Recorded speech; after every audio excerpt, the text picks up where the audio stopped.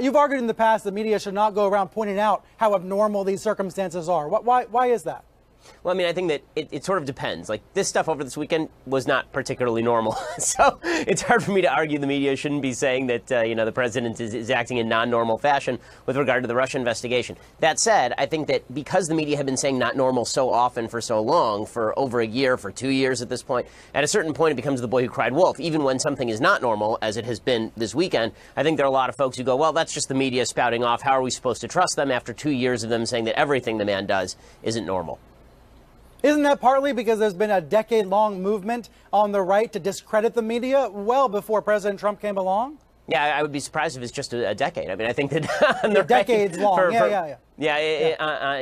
the right for as long as I've been alive, there's been a lot of questions about media objectivity, and I don't think that those questions are ill-founded. I think this is why, as I've been saying, it's really incumbent on the media to do as much reporting of the facts as possible and leave a lot of the hyperbole out of it. I know that's really difficult in a time when, the hyperbole seems to not only get ratings but also to jog people's kind of amygdalas. But the fact is that the more the media underplays, I think the better they will do in terms of people trusting them. Because at this time, what's happening right now is everything's breaking down into tribal affinity. President Trump says fake news. A lot of his people say, okay, well, if the president says it, the media are fake on a lot of topics, or at least they are biased on a lot of topics, so why wouldn't they be biased here as well? The media sort of need to bend over backwards to prove that they aren't biased, especially in cases like the Russia investigation. Again, I think that what the president's done this weekend is not normal. I think that if the president were to fire Robert Mueller, it would precipitate some really devastating politics in the country, for sure, and it should. But I think that it's important that the media hold their fire up till the point where something really terrible has happened. I'm sorry, but the firing of Andy McCabe, for example, on Friday,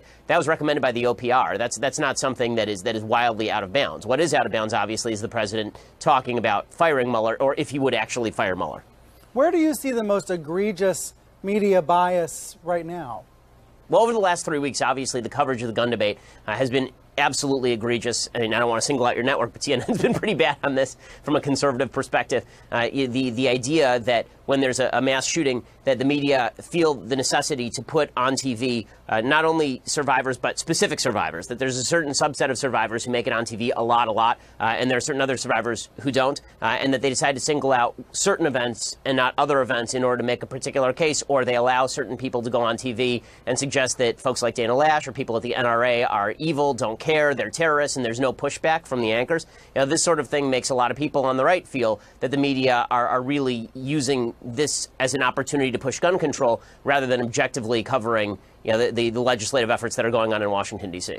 So your view is it should be 50-50, even if most of the students are urging gun control measures? You want it to be 50-50 or no, what? I think 80-20 would be fine. I mean, I think that anything but 95-5 would probably be a good thing. And I think that it's also pretty obvious that, listen, everybody, this is my opinion about journalism, everybody in journalism has their own political views. We all vote, obviously, or at least most of us do. And it's not a pleasant thing when people in the media pretend their political views are not influencing their coverage when it's so obvious that those political views clearly are influencing their coverage.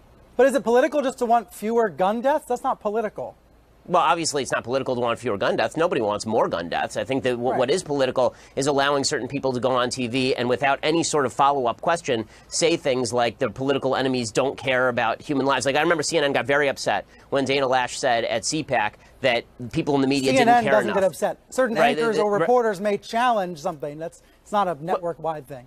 Well, okay, but reporters need to challenge. I mean, but again, the reporters are the representatives of the network. I mean, when I tune in and there's a reporter on CNN and the CNN insignia is in the bottom corner of the crawl, there's nothing I can do as an observer but say, okay, well, CNN may have a bias here, especially if that bias all runs in one direction. It's not like some of the members of CNN are pushing a particular agenda and some are pushing another agenda. There's always, if there is a bias, it is universally to one side, and that's what people on the right are seeing.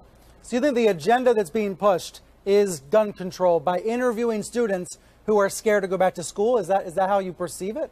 No, I mean, I think that the agenda being pushed is gun control if there, again, is no pushback on questions that would be asked to any other guest. I think that tragedy is obviously a terrible thing, but it doesn't necessarily confer expertise, and that's one of the big problems here.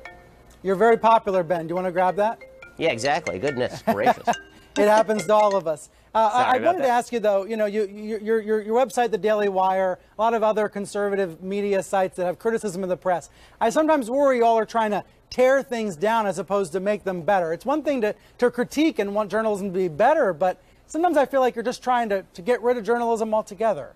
I mean, questioning the motive, I don't think is a useful thing. If you can point out to me where the critique is wrong, I think that's one thing. If the suggestion is that the critique is invalid because the motive is invalid, that's another. So, again, I think that if you don't like the motive, then ignore the motive and take the critique insofar as it's effective, right? We all have motives, but the fact is, listen, I don't want CNN to disappear. I don't want the New York Times to disappear. I don't want the Washington Post to disappear. I want them to do what they say they are supposed to be doing.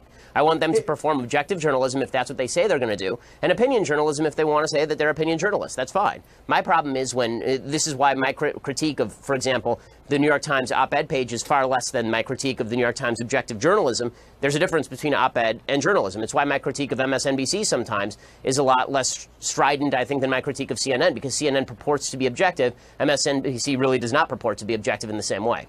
Part of me thinks that you and your colleagues at the Daily Wire should try to get jobs then at the New York Times. If you don't like the coverage, try to be a part of the solution as opposed to complaining about it. I mean, I don't know. Would you hire me? I really doubt that. And not only that, I wanted you as a guest for many months. I'll be frank with you. I mean, I make a lot of money. I wanted you as a guest for many months. I was wondering, the Daily Wire has been growing. Your profile has been blowing up. There was talk about you maybe taking over Glenn Beck's The Blaze. Can you tell us if that's true and where you see your media company going in the future?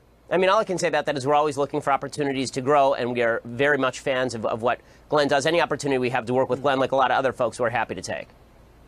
All right, interesting tease. All right, Ben, great to see you. Thanks for coming on the program. Thanks so much.